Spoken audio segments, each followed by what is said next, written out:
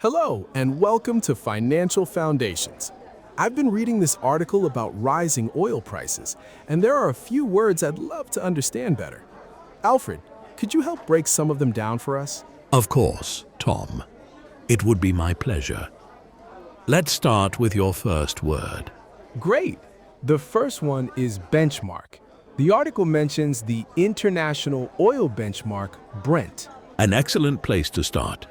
The word is benchmark, pronounced benchmark. A benchmark is a standard or point of reference used to compare other things. Its direct opposite in finance is an anomaly. This is something different from what is standard, normal, or expected.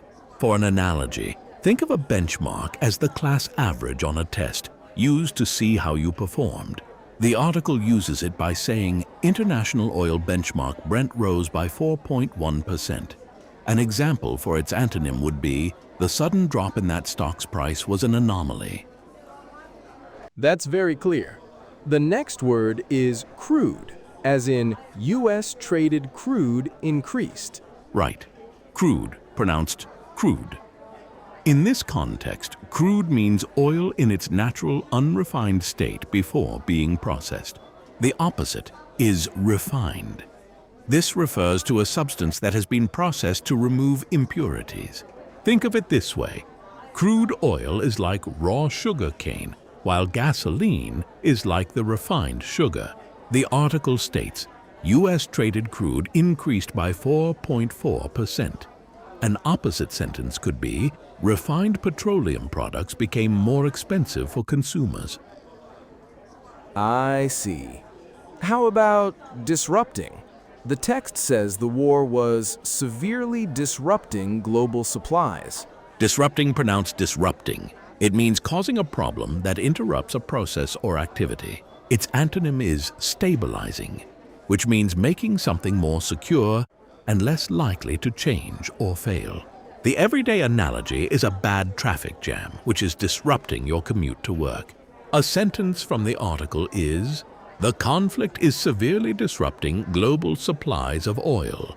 For the antonym, the new peace talks are stabilizing the energy market. Perfect. Two left.